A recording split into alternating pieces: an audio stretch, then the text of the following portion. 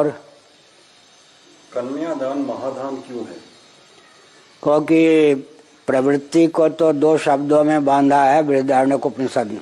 जितनी प्रवृत्ति है, निवृत्ति को प्राप्त करने के लिए प्रवृत्ति का आलम्बन आवश्यक है। गंतव्य तक पहुंचने के लिए गति जरूरत है या नहीं?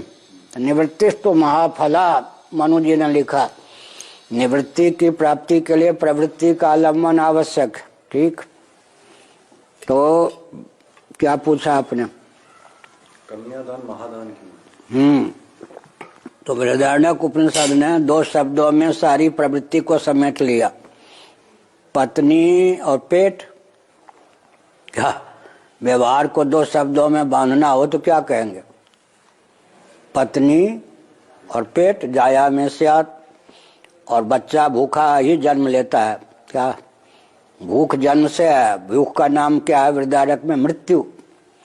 मृत्यु, भूख को मृत्यु क्यों कहते हैं? किसी को मार के ही व्यक्ति का पेट भरता है।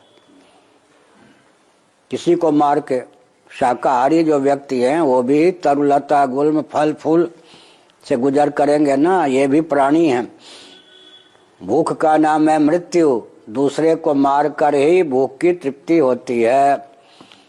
अब जीव का चटोरा है तो मांस मछली भी खाने लगता है, शराब भी पीने लगता, अलग बात।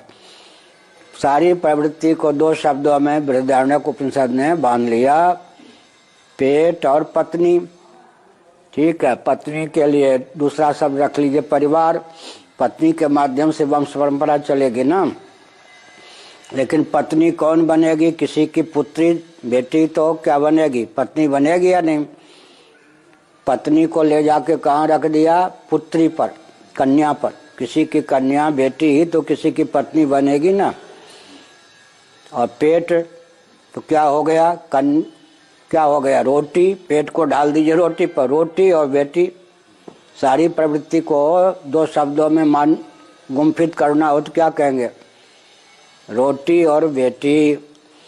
तो बेटी को ही पुत्री कहते हैं, उसी को कन्या कहते हैं।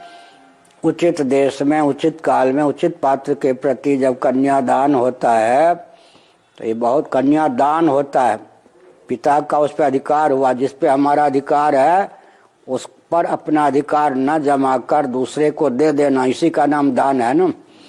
अपने अधिकार का प्रत्यारोपण करना। जन्म दिया है पुत्री को, लालन पालन किया है, अब उचित ढंग से उसका पाणी ग्रहण, गोत्र आदि का ध्यान करके देना। उससे क्या होगा? वंश परंपरा चलेगी। वंश परंपरा चलेगी तो वो जो बेटी का बेटा होगा वो भी तो श्राद्ध तर्पण करेगा, वो हमारे लिए तारक होगा। अपने माता पिता के लिए भी करेगा, तारक होगा। ऋषि ऋण स्वाध्याय आदि करेगा, पितृऋण श्राद्ध तर्पण करेगा, देव ऋण यज्ञ करेगा। मनुष्य का ऋण, प्राणियों का जो ऋण है, चींटी को देगा कुछ दाना, चिड़ियों को देगा, भूखे को देगा, अतिथि को देगा, रिश्तेदार नातेदार को देगा। तो ये सब कब होगा? जब कन्यादान करेंगे तब ना। इसलिए कन्यादान महादान।